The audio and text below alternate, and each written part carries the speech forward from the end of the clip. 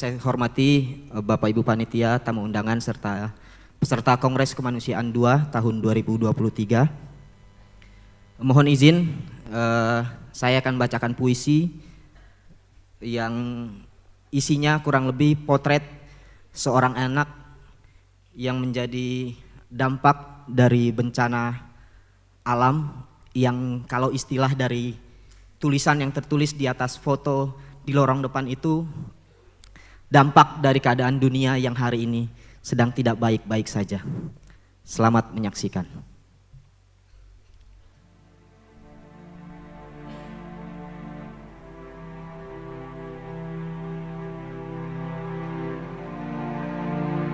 Anak yang berceloteh kepada batu,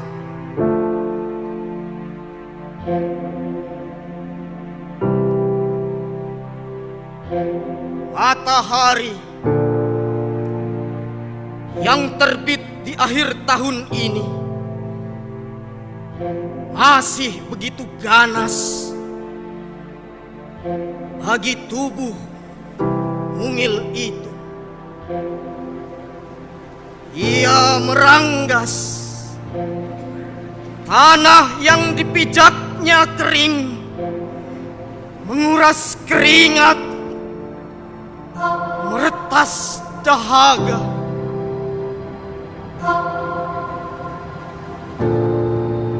Hujan yang turun sesekali itu, rintiknya hanya sampai ke ubun-ubun, lalu berganti deras air mata yang membawanya pada pusara.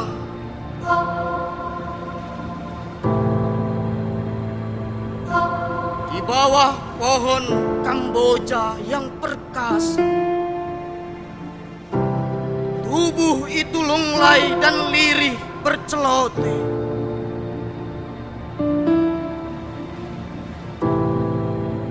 Ma, kemarin dulu aku belajar agama. Aku jadi tahu bahwa surga begitu dekat. Tapi sayang, aku sudah terlambat. Ma, kemarin aku belajar bahasa, tapi tidak kutemukan kata dengan makna yang sama. Seperti mak menutup mata. Ma, hari ini aku belajar seni. Aku ingin menciptakan karya yang menghibur untuk menemani mak yang sudah terbujur.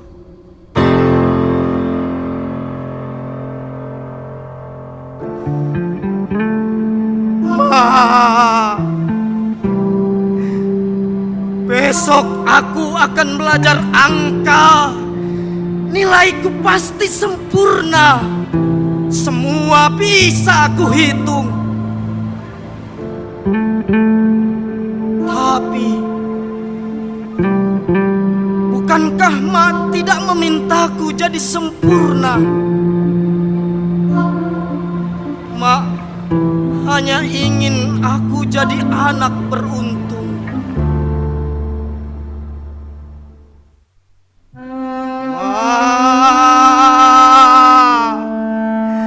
Lusa, Tulat, dan Tubin, aku akan belajar ilmu alam.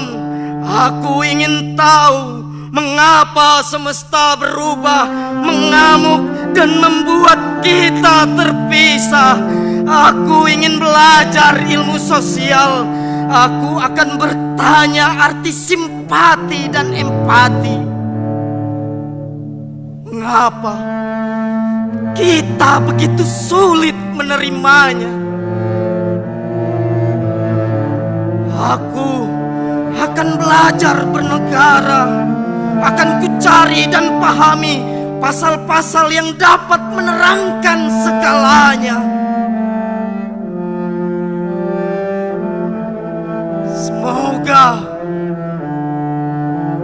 masih ada.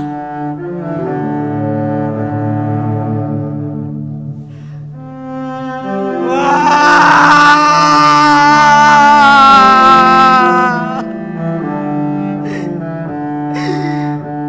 tiap hari aku belajar, tapi langit berubah warna dan semua berubah makna.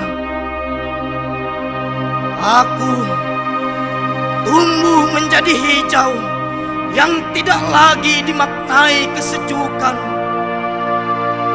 Orang-orang meninggikan langit kesombongannya di atas atap rumah kita. Mereka menggali-gali karunia sendiri di lahan-lahan kita.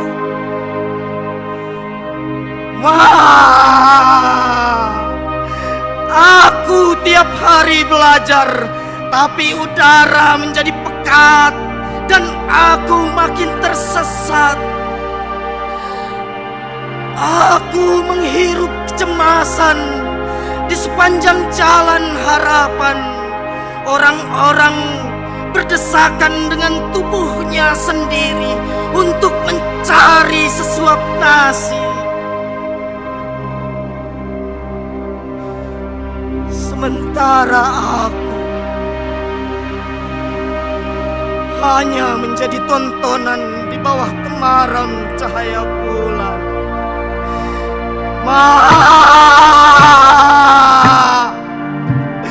Aku terus belajar dan dunia makin berputar.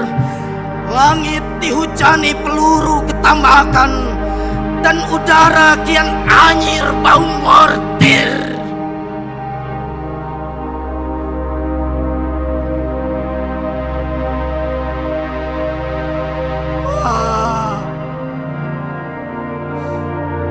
Tiap langkah menuju pusaramu,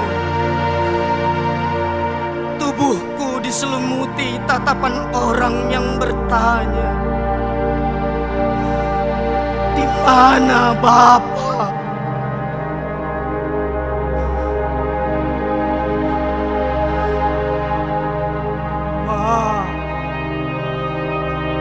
Jika tak mungkin kembali, bisakah sekali saja temui aku di altar mimpi? Atau boleh aku yang datang? Bagaimana aku memulainya? Atau aku harus mengakhirinya?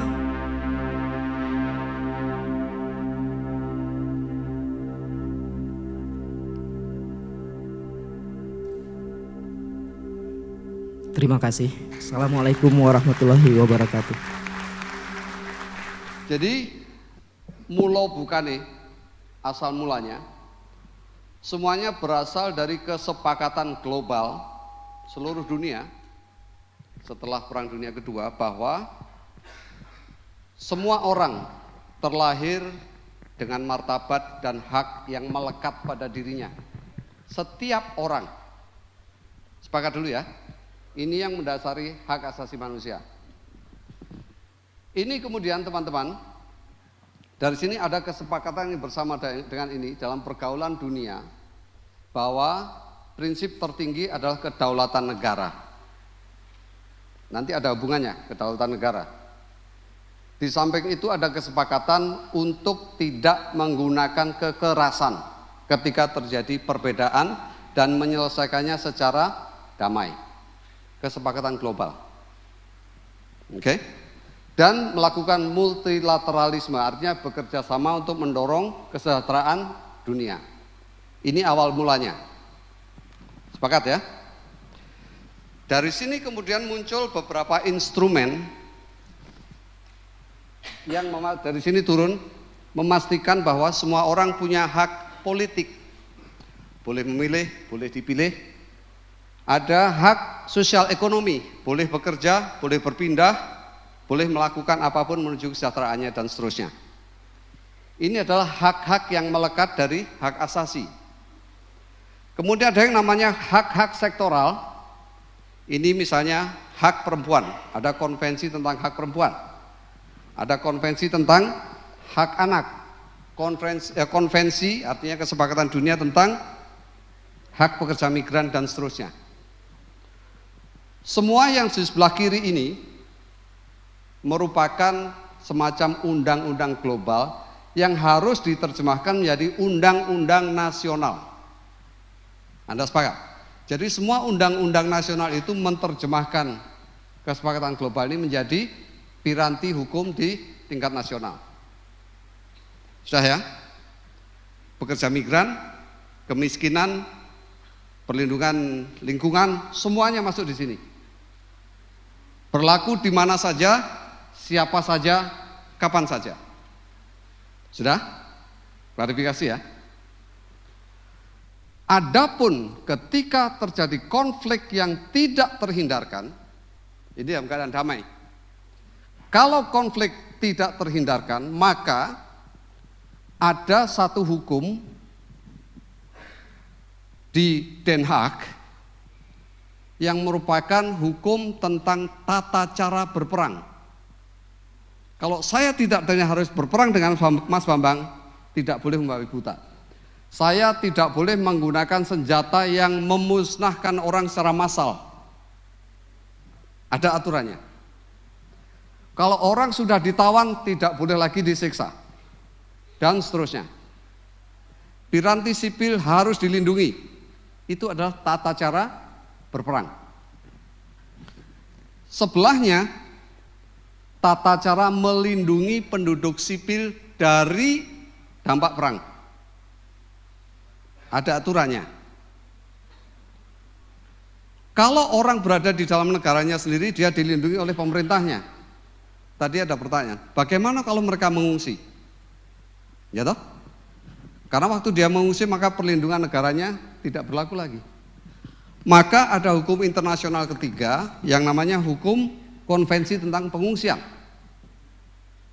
Maka orang yang meninggalkan negaranya masih dilindungi oleh masyarakat internasional melalui hukum pengungsi. Anda bertanya, bagaimana kalau pengungsi di negaranya sendiri? Maka muncul pedoman perlindungan pengungsi internal yang merupakan turunan dari hukum pengungsian dan hukum hak asasi. Sekarang pertanyaannya, yang ini adalah yang disebut sebagai hukum humaniter. Hukum kemanusiaan adalah hukum internasional yang sebelah kanan ini. Yang ini hak asasi manusia. Jelas ya? Jadi ketika kita bicara tentang kemanusiaan, kita bicara tentang apa? Secara teoritis sebelah kanan, Mbak Miranti. Pertanyaan sekarang, kalau terjadi situasi di sebelah kiri, di mana hak asasi itu tidak terpenuhi dan mengancam kehidupannya, apakah masuk kategori kemanusiaan? Ada kriterianya.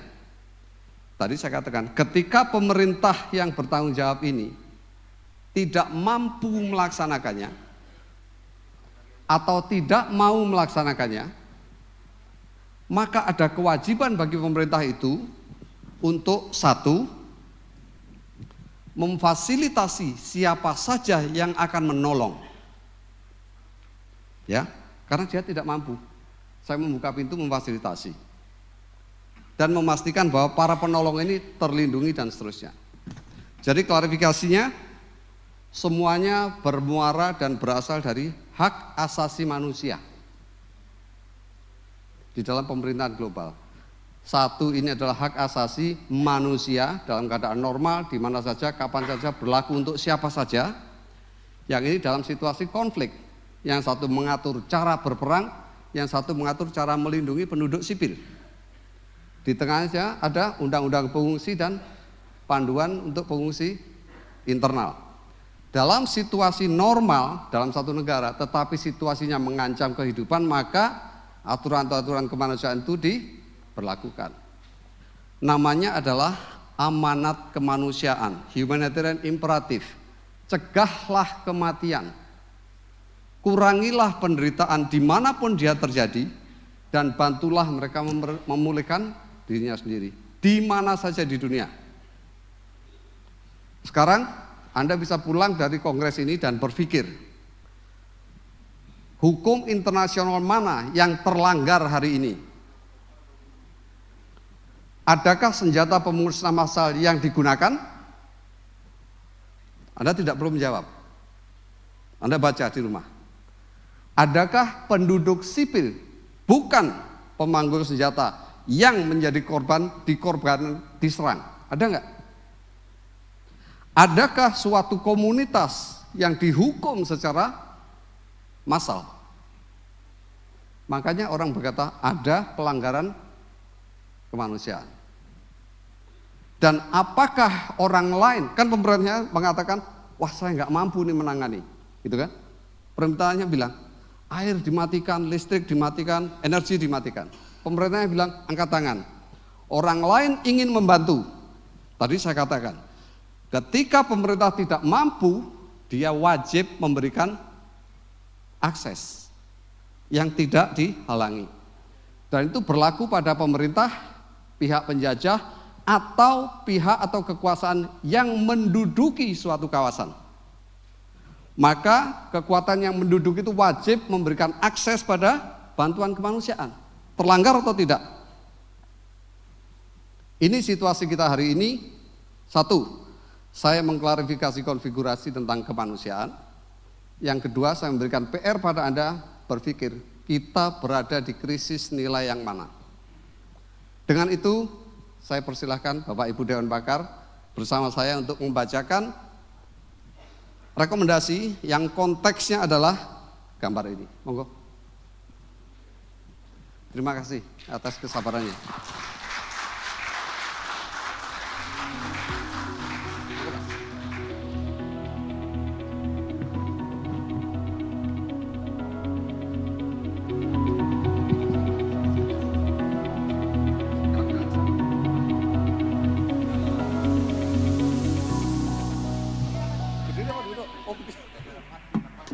Oh ya, ya. Baik.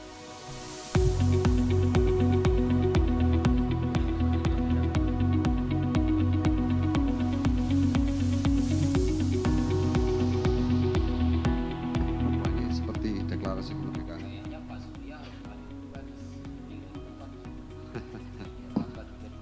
Bapak Ibu sekalian, yang akan saya bacakan ini adalah kristalisasi dari pembahasan kita, tetapi juga konfirmasi dari apa yang sudah disusun oleh Dewan Pakar.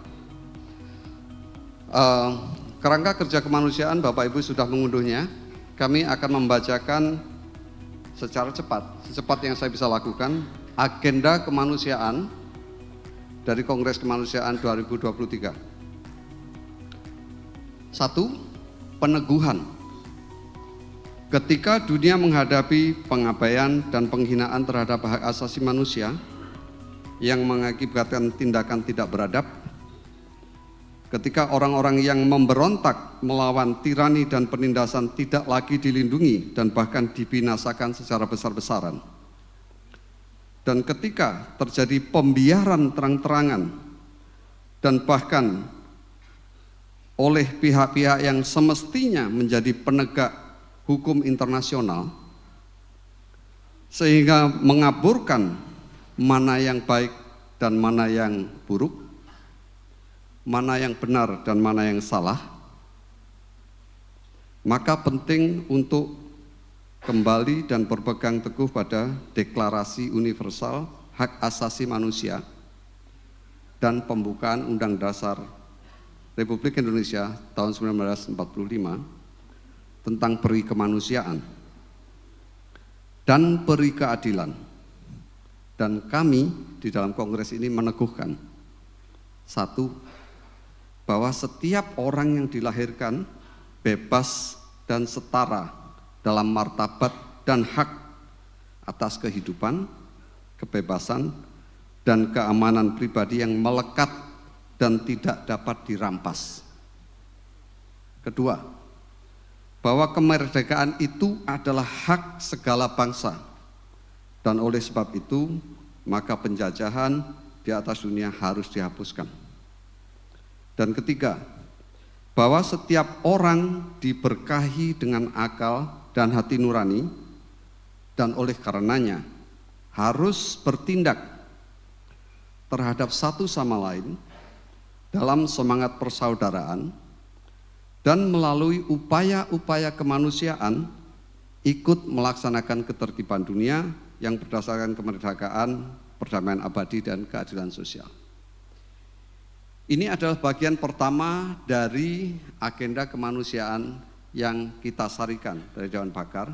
Selebihnya tidak akan saya bacakan, tetapi Anda dapat mengunduhnya. Pada intinya, yang kedua, kami menyatakan diperlukannya penyeimbangan. Yang ketiga adalah penguatan kapasitas para pelaku kemanusiaan. Dan yang keempat, menguatkan sistem pendanaan kemanusiaan. Rinciannya akan Anda baca setelah ini. Kalau boleh saya sekarang bertransisi pada rekomendasi, teman-teman.